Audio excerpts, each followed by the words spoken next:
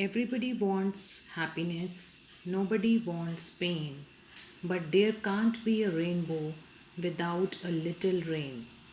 A very special good morning to all my dear students. I hope you all are ready for your English class. So take out your grammar book. Today we will continue pronouns.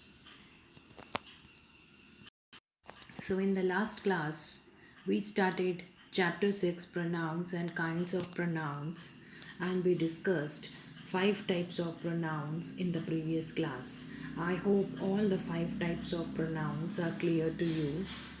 We discussed personal pronoun, interrogative pronoun, demonstrative pronouns, possessive pronouns, and indefinite pronouns. Today we will be discussing reflexive pronoun. Reflexive pronoun.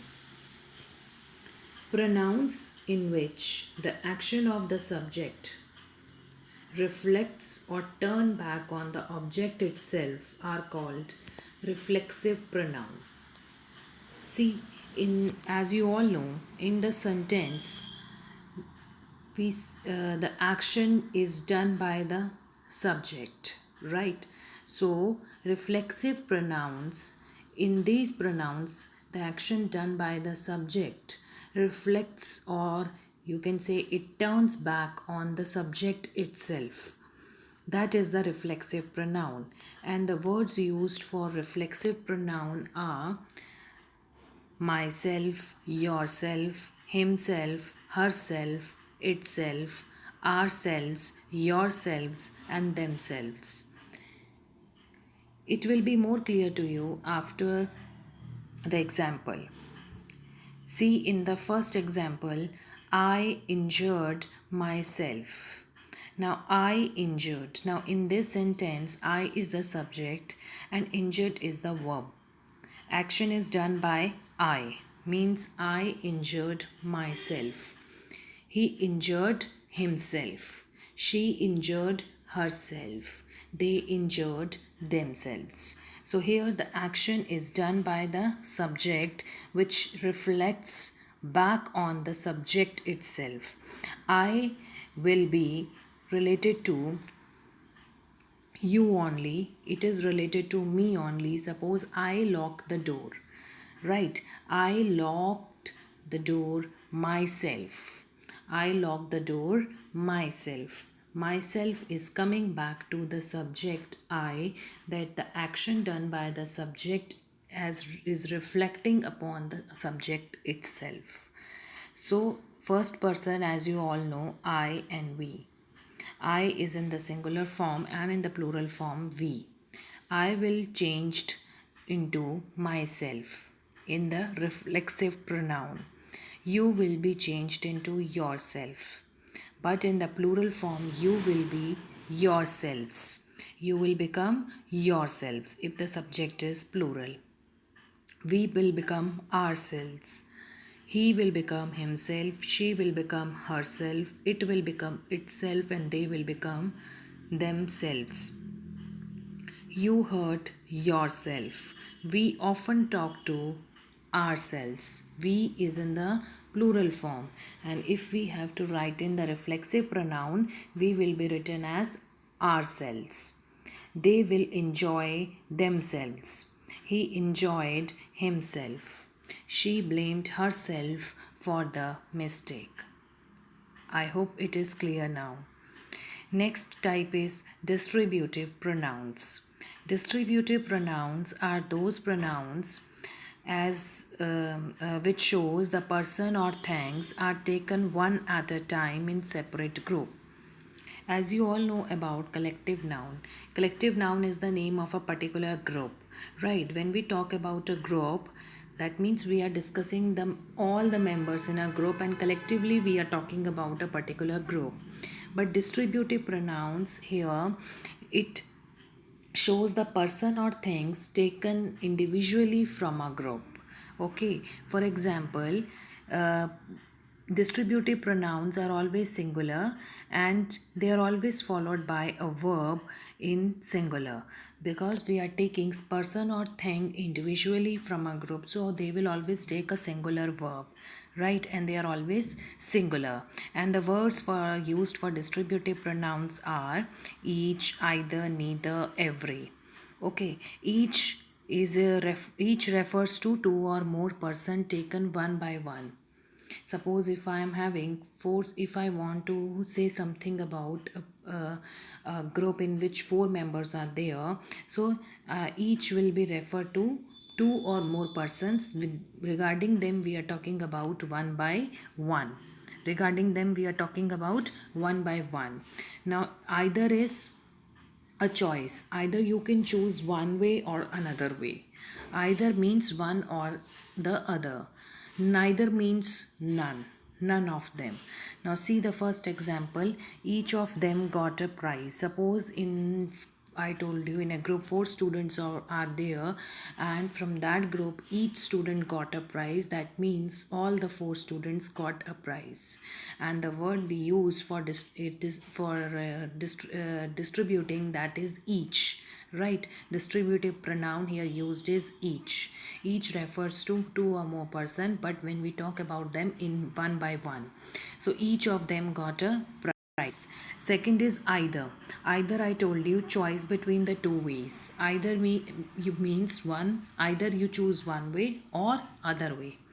Okay, so either of the two roads leads to Jaipur. This sentence means there are two roads, and out of two roads one will lead you to Jaipur, and another one is for the another place. Okay, so either of the two roads lead to Jaipur. Either, again I am repeating, means one or the other. Neither of them came to see me. Neither means nobody, nothing. Neither of them. Neither of them means if we are talking about two persons, so out of two persons, nobody has come to see me. Neither is for none. Now, next is to identify distributive pronoun and distributive adjectives. Here also the same concept we will apply. Adjectives are used before the noun is described. So here, if each, either, neither, if they are used before the noun, that means then in that case they are distributive adjective. Otherwise, they are distributive pronoun. Okay, see the example, each girl won a prize. Now here each girl won a prize. Each is the distributive adjective here, which is used before the noun girl. There are shady trees on either side of the road. Here also either side of the road, either side.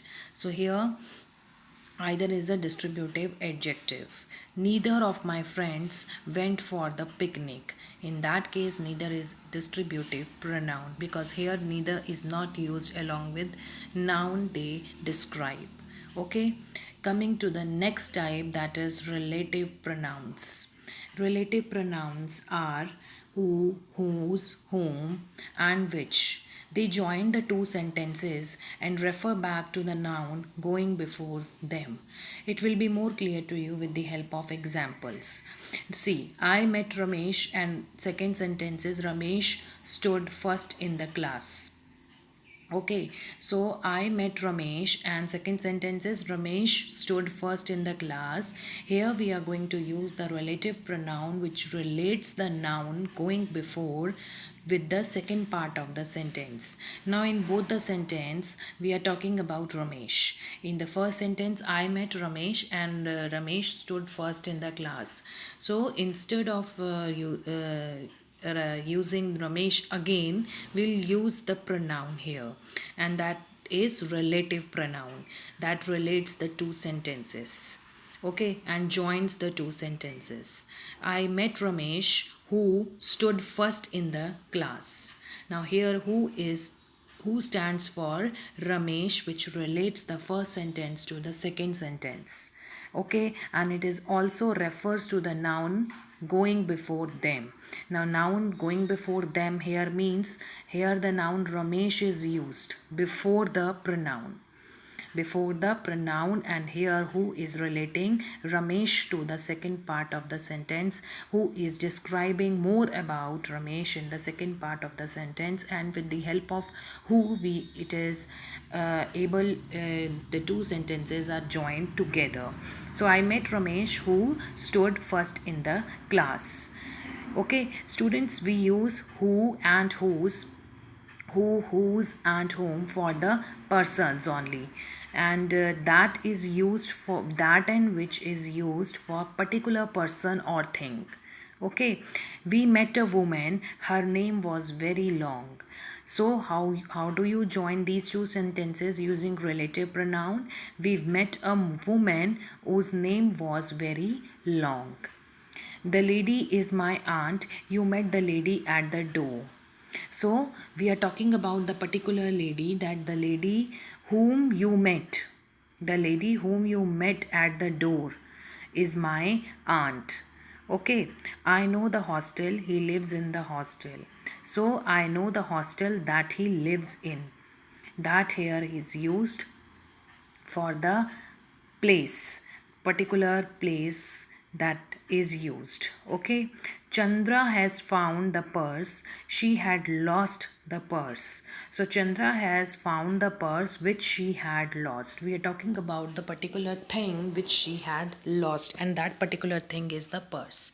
So I told you which and that is used for particular thing and place, right? So I hope the relative pronouns are clear to you. So I'm reading the general instruction which you should know, that who does the two things. It joined two sentences and it is used for the noun that goes before it, that we had discussed in the first sentence. Again, for the second part we used, second example we use ooze. So what does ooze does for the sentence? It joined the two sentences and it is also used before the noun woman that goes before it. Okay, so the noun or pronoun to which relative pronoun refer is called its antecedent. So the noun for which relative pronoun is introduced into the sentence, that is the antecedent, that is called its antecedent. And this I told you earlier also, the pronoun which is used for the noun, that is called its antecedent, right? So here Ramesh woman, in the first sentence the antecedent of who is Ramesh and the antecedent of whose is woman. I hope it is clear now. Then, as I told you, in sentence C, D, and E, the antecedents of whom, that, and which are whom, for whom the antecedent is lady, for that hostel, and for which is the purse here. Okay, and as I told you, rules, who is used for person only. It may refer to singular or plural noun. Whose is used for again for person. Whom is also used for speaking about person. Which is used for animals and things without life, and that is used for person, animal, and things. Okay, so with this your chapter number 6 pronoun is completed, and I hope it is very much clear to you all the types of pronouns, right? So I hope with this pronouns are very much clear to you, and do exercise 8, 9, 10, 11, 12 on your own. Okay, and then match your answers from the answer key. You have to do 8, 9, 10, 11, and 12 exercise on your own. In the 8 exercise, what you have to do, filling the blanks with reflexive pronoun. She prepared the dinner all by. Now here reflexive pronoun will be according to the subject. Okay, subject is she, so she will become herself. I am myself confused, right? The building fell by itself. Building is a thing, right? So for the things we use it. Ajay fell and hurt himself. Okay, the mother told me the secret herself. We must practice for the match by ourselves. Did she water the plant by herself? He said these words to himself. So, like this, you have to choose reflexive pronoun. Now, coming to the exercise 9, here you have to fill ups with distributive pronouns. Each, every, neither. You will use these words to fill up these. Try to solve all these exercise on your own and then match your answers. Okay, so with this, I would like to end my lecture, and this pronoun chapter is also completed. I hope you understood each and every concept. If any doubt is there, you are free to ask anytime. Thank you.